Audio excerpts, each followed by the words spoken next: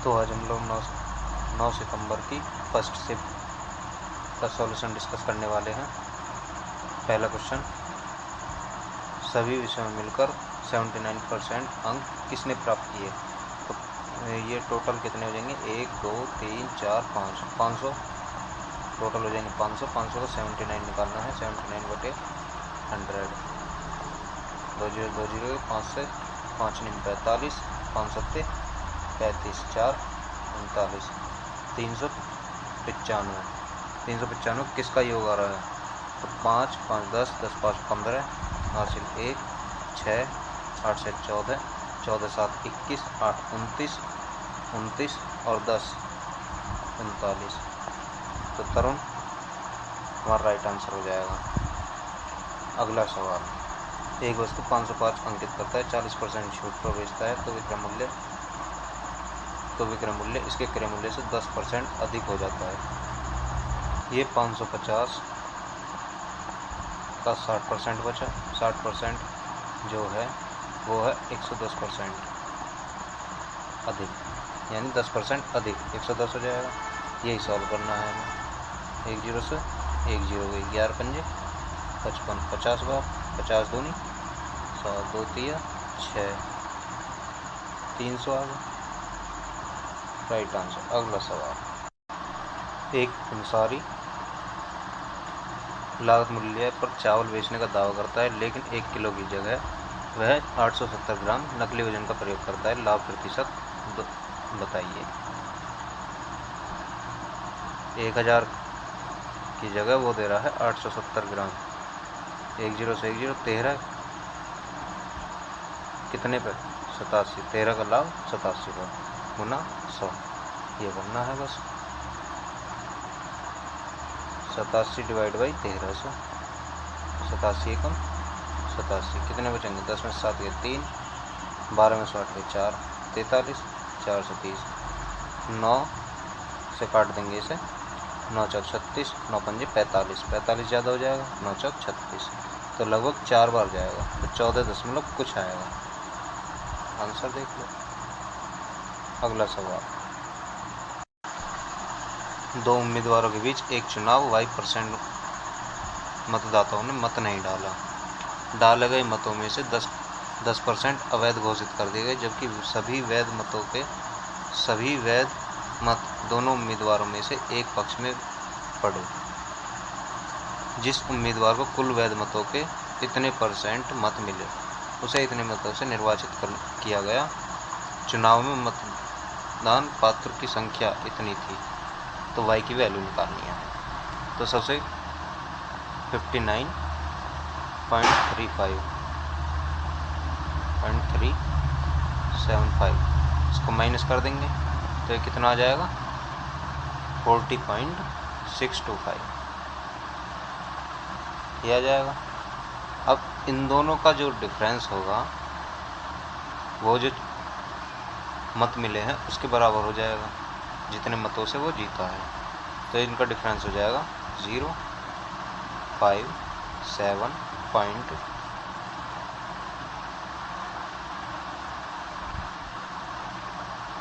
Equal to ये हो जाएगा 3/16, 18.75, 3/16। अब ये टोटल हो जाएगा 16,000 का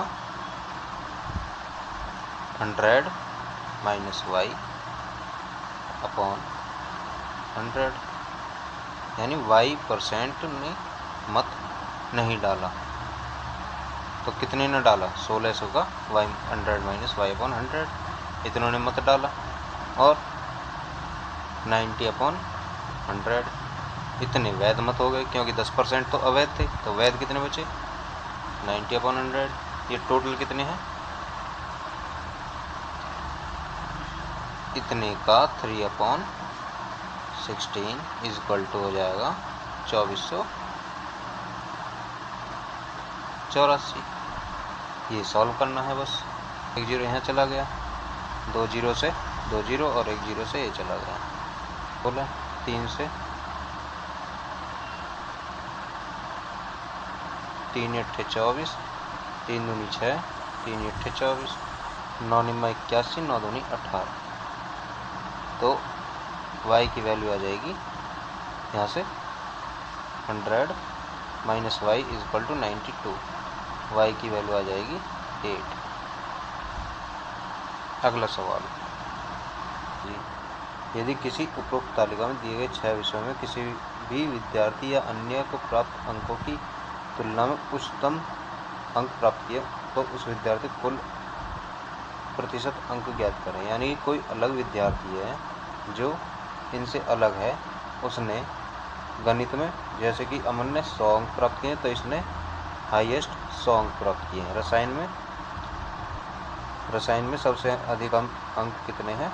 80 है, तो इसने रसायन में 80 अंक प्राप्त किए हैं। भौतिकी में 85 90 है, 90%। और भूगोल में उसने किए हैं 95, हाईएस्ट अंक प्राप्त किए हैं उसने। इतिहास में 90, कंप्यूटर में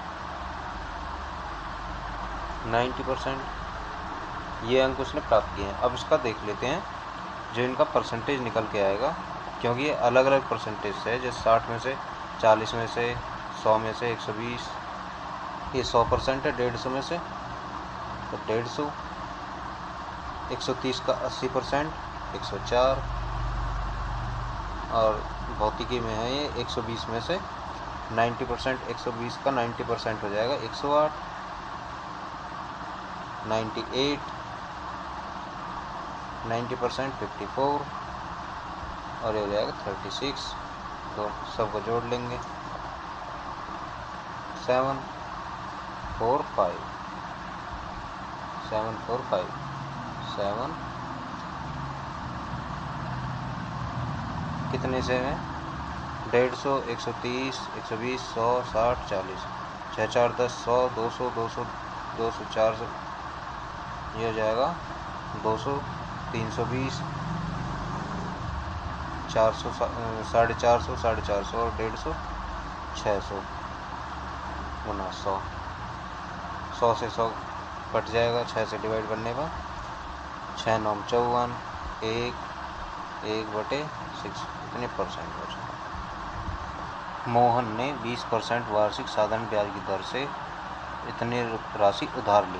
प्रथम वर्ष की समाप्ति पर उसने उधार ली गई मूल राशि की वापसी के लिए इतने रुपए चुकाता है। मोहन दूसरे वर्ष की समाप्ति पर लंबित बकाया राशि का भुगतान करता है, जिसमें प्रथम वर्ष के दौरान अर्जित ब्याज भुगतान भी शामिल है। दूसरे वर्ष की समाप्ति पर कितना भुगतान करेगा? एक साल में हमने कितना भुगतान कर दिया? 21,689। 21,689 हमने इतना भुगतान कर दिया। बाकी जो बचा है उस पर हमें काम करना है। हम इतने का 2 साल का ब्याज कितना बनेगा? 4 2 2 0 9 92 गुना 2 साल का 20% की दर से कितना बनेगा? 10 से 10 की 4 4 9 4 दूनी 8 4 9 36। हमें यूनिट डिजिट पर काम करना है। 1 पॉइंट लग जाएगा क्योंकि 1 0 नीचे बच रही है। इतना इसमें जोड़ देंगे तो कितना बन जाएगा? ये हो जाएगा 6 2 8.8 ऑलरेडी है, 9 10 11 12 128 लगभग इतना बनेगा। लेकिन इसमें इंक्लूड है इसका भी ब्याज, इसमें इंक्लूड है, ये हमें निकालना पड़ेगा। तो इसका 1 साल का 20% की दर से कितना बनेगा? 10 से 10 2 निम्मा 18 2 7 14 और 1 15 2 6 12 13 2 1 2 3 2 दूनी 4 पॉइंट इधर लग जाएगा। ठीक है, इतना हमें ब्याज और ये दोनों को हटाना है। तो कितना हटाना है? 0.8 आ गया, 9 5 14 हो गया, लगभग 4.8 हमें इसमें से हटाना है।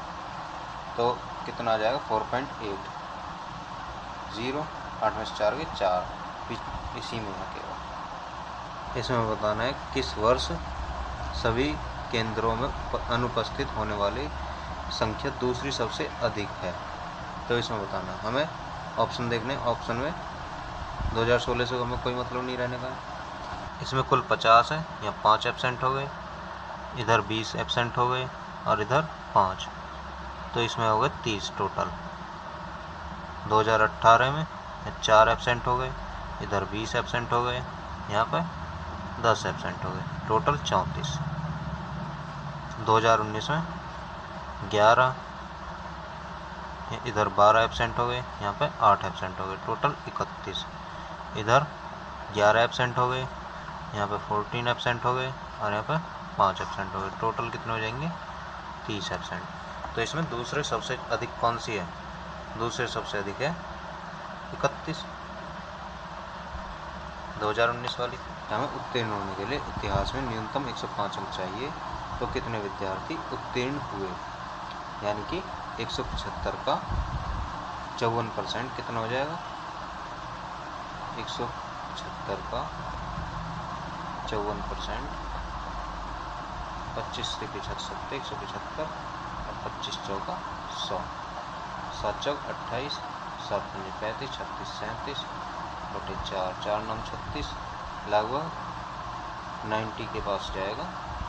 90 के पास यानी 100 से ऊपर नहीं है, 100 से ऊपर नहीं है तो ये भी कट जाएगा और ये फिर होगा ही नहीं क्योंकि ये उससे भी कम है। 75 वाले चेक करते हैं तो 175 का 75% कौन 100, 25 की 75, 25 चौका 100, 3 से मल्टीप्लाई कर देंगे, 3 पंजे 15, 3 सत्ते 21, 22, 3 एकम 3, 4 5 बटे 4, 4 से 4 एकम 4, 4 3 12, 4 एकम 4 लगभग 131 दशमलव कुछ बैठ गया, यानी कि केवल एक ही विद्यार्थी ऐसा है जिसके 105 से अधिक है। अगला सवाल, 22 सेंटीमीटर 10 सेंटीमीटर त्रिज्या वाले दो वृत्तों के बीच की दूरी 37 है, उनकी उभयनिष्ठ अनुस्पर्शी हमें बतानी है कितनी लंबाई उसकी होगी। ठीक है, तो इसका सिंपल सा फॉर्मूला है d² minus r1 minus r2 इसका स्क्वायर। उभयनिष्ठ अनुस्पर्शी है और यदि त्रियक स्पर्शी होती तो उसका फॉर्मूला हो जाता d² minus r1 plus r2 इसका होल स्क्वायर, ये फॉर्मूला हो जाता। जबकि हमें उभयनिष्ठ पूछिए तो ये वाला लग जाएगा, तो इसे सॉल्व करते हैं। 37 का स्क्वायर माइनस 22 माइनस 10 यानी कि 12 का स्क्वायर, अंडर रूट में 12 35 37, ट्रिपलेट होता है 12 35 37, 12 और 37 हैं तो 35 इसकी अनुस्पर्शी की लंबाई आ जाएगी। अगला सवाल, P भरण पाइप Q से 21 गुना तेजी से भरता है। यदि Q एक टंकी को 110 मिनट में भर सकता है तो दोनों की भरण पाइप एक साथ खोलने पर कितना समय लेंगे? यानी कि P की इफिशियंसी यदि 21 है तो Q की 1 हो जाएगी। Q इसे 110 में भर रहा है, 110 में भर रहा है, ठीक है, और दोनों की इफिशियंसी कितनी हो जाएगी? 22, दोनों को Q की भरना है, 22 पंजे 110, 5 मिनट। 840 मीटर के एक वृत्ताकार दौड़ में A और B समान समय में एक दिशा में समान बिंदु से क्रमशः 6 और 12 की चाल से दौड़ना प्रारंभ करते हैं। अगली बार वे कितने समय बाद मिलेंगे? ठीक है, 840 है, इनकी जो चाल है वो घट जाएगी, 6 आ जाएगी। मीटर ये यहाँ भी मीटर पर सेकंड है तो ये किसी का नहीं है, 6 से 14 बार, 14 84 140। अगला सवाल, इतने बराबर इतने तो निम्नलिखित में K की वैल्यू हमें बतानी है। K की वैल्यू 1 रख लो, 1 हम यहाँ पर रखते हैं और 1 यहाँ पर रखते हैं तो 8 से 11 बार और 3 तिया 9, 11 में से 2 बचेगा ऊपर और नीचे 6 6 36, 5 7 35, यहाँ बचेगा 1 1 और 1 यहाँ पे 2, तो इधर 1 आ गई जो कि यहाँ पर आ रही है। तो K की वैल्यू केवल इसी में 1 है, इसे लिख लेंगे cos square 29 plus sine square 29, इसकी वैल्यू 1। दो शंकुओं की त्रिज्या का अनुपात इतना है, उनके आयतनों का अनुपात इतना है, ऊंचाइयों का अनुपात हमें ज्ञात करना है। तो क्या आ जाएगा, 1/3 पाई r²h फॉर्मूला होता है, तो ये कांस्टेंट है, तो r1² h1 upon r2² h2, ये कितना दे दिया हमें, 3:5। r1 कितना हो जाएगा, 2 दूनी 4 गुना h1 अपॉन 5 पूरे 25 गुना h2 बराबर 3/5। 5 से 5 पूरे 25, h1 अनुपात h2 आ जाएगा 5 या 15:4। अगला सवाल, अगर इसमें हम x की वैल्यू 0 रखते हैं, यहाँ 25, यहाँ 25 और ये -25 या +25, यानी तीन ऑप्शन हमें एक से मिल रहे हैं। लेकिन अब x की वैल्यू यदि 1 रखते हैं तो सारे ऑप्शन हमें अलग मिलेंगे। इधर रखेंगे 1 तो 5 और 1 6, 25 6 31 हो गया। इधर 25 और 1 ये 26 हो गया, ये -24 हो गया, ये कितना हो जाएगा, 25 10 35 और 1 36 हो गया। अब इसमें 1 रख दो, 1 + 15 16 हो जाएगा, और एक कितना हो जाएगा 200, यानी 216 बटे यहाँ पे 24, और वही माइनस का, इधर माइनस के कितना 4 4 × 24, 6 से कट जाएगा, 6 से 6 × 18, 6 × 36 36, आंसर मिल गया। अगला सवाल, 6 से विभाज्य यानी कि 3 और 2, पीछे 2 4 6 8, 0 भी, ये अंक आने चाहिए, यानी k की वैल्यू इनमें से हो सकती है, लेकिन यहाँ पर ये सारी ही दी हुई है। तो 3 से हम डिजिबिलिटी चेक करते हैं, 21 7 21, इधर 1 3 3 9, 3 8 24, 1 2, यानी 2 आ जाएगा इसका। 3 से डिविजिबिलिटी चेक करने पर k की वैल्यू यदि 2 रखते हैं हम, तो ये 3 से पूरा विभाजित हो जाता है। ये कितना हो जाएगा, ये हो जाएगा tan² थीटा, tan² थीटा, और ये cot² थीटा, और ये कितना हो जाएगा, ये हो जाएगा cosec² थीटा। ये तो कट गया, कटने के बाद इसका स्क्वायर कर दो, ये दी वैल्यू हमें दी हुई है, तो कितना हो जाएगा 25/9। मान लीजिए ओवृत्त का केंद्र AB और CD त्रिज्या के समान भुजाएं और समांतर भुजाएं OP AB के लंबवत है, OQ CD के लंबवत है। AB 10 सेंटीमीटर है, CD 24 है, PQ 7 है। वृत्त का व्यास हमें ज्ञात करना है। ये A है, ये B है, ये C है, ये D है, और PQ दे दी 7, यानी कि ये P हो जाएगा। OP AB पर लंबवत है, OP AB पर लंबवत है, ये 7 दे दिया, ये टोटल दे दिया 10, तो 5 हो जाएगा, 5 और ये जाएगा 12, और ये जाएगी 13, 5 12 13 का ट्रिपलेट होता है, ये वाली 13 हो जाएगी। अब इधर भी सेटिस्फाई कर लेते हैं, ये 12 है, ये कितने भी 7 5 12, ये 5 बचेगी, 12 5 13, ये भी 13 हो जाएगी। तो सेटिस्फाई हो रही है, और हमें निकालना है व्यास। व्यास ये पूरा हो जाएगा, 13 दूनी 26। निम्नलिखित में कौन सा कथन निष्कर्ष के लिए पर्याप्त है कि त्रिभुज दोनों सर्वांग सम हैं? इसके आधार और ऊंचाई समान है, यानी कि आधार और ऊंचाई समान है, जरूरी थोड़ी है। दोनों त्रिभुज एक और कोण के बराबर हैं, दोनों त्रिभुज की एक भुजा और एक कोण बराबर है, लेकिन औरों को क्या, जो सर्वांग सम है, सर्वांग सम में तीनों भुजाएं समान होती हैं और तीनों कोण भी समान होते हैं, यानी कि परिमाप वगैरह सब कुछ समान होता है।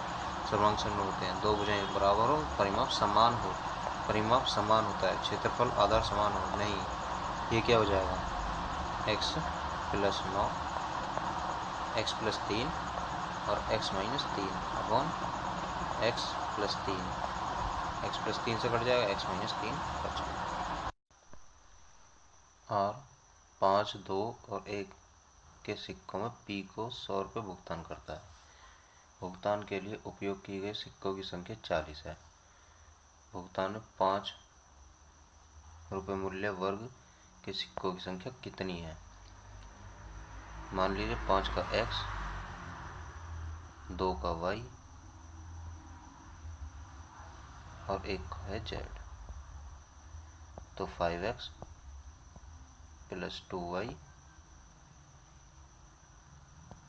प्लस z कितने हो जाएंगे? टोटल है 100 रुपये। और इधर से x plus y plus z ये हो जाएगा 40।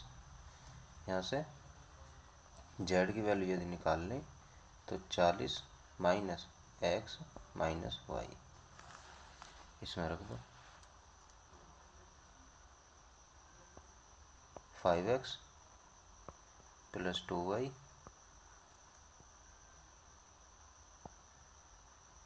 Plus 40 minus x minus y equal to 100। 4x minus के यहाँ से हो जाएगा y प्लस का y बराबर 60। अब ऑप्शन पे चलते हैं। 13 दिया हुआ है, इसे छोड़ते हैं। इससे बड़ा है 16। 16 को x की जगह रख दो। 16 चौका 64। 64 बैठ रहा है, जबकि हमें बैठाना है 60। ये ऑलरेडी 60 से ज़्यादा है। यदि 60 में कुछ जोड़ेंगे तो ये 60 से ज़्यादा आ जाएगा। ये ऑप्शन कट गया। 16 रखने पे ही ऑप्शन कट गया, तो 17 भी नहीं होगा, 18 भी नहीं होगा। एक ही है 13। 13 चौका 52 प्लस 6 सॉरी 8 तो ये 60 हो जाएगा। यानी कि 8 सिक्के आ रहे हैं। ये y की जगह 8, y की जगह 8, x कितना हो जाएगा? 13, 13 पंजे 65 और ये 13 पंजे 65 प्लस 8 दूनी 16 प्लस z की जगह 6 5 11 और 6 1 7 8 81 तो हो जाएगा 19। एक परीक्षा में लड़कों और लड़कियों का औसत 100 में से 75 और 80 है। उस परीक्षा में सभी विद्यार्थियों का औसत अंक 78 हो तो लड़कों की संख्या लड़कियों की संख्या से अनुपात ज्ञात कीजिए। एलिगेशन लगा दो। बॉय गर्ल 75 और इधर 80 78 2 3। एक समबाहु त्रिभुज की दो भुजाओं का योग 16 है। तीसरी भुजा ज्ञात कीजिए। यानी कि x plus x plus x ये दे दिए 16। दो भुजाओं का योग 16 है तो ये 8 हो जाएगा। राजेश को उसके प्रिंटिंग प्रेस में कुछ किताबें छापने का ऑर्डर मिला। उसने ऑर्डर के 17/27 को 34 दिनों में पूरा किया। उसने छपाई का पूरा ऑर्डर कितने दिनों में पूरा किया? यानी कि 17 को उसने 34 दिन में पूरा किया, तो 27 को कितने दिन में करेगा? 34/17 गुना 27, 17 दूनी 34, 27 दूनी 54। तो ये थी आपकी 9 सितंबर की फर्स्ट शिफ्ट।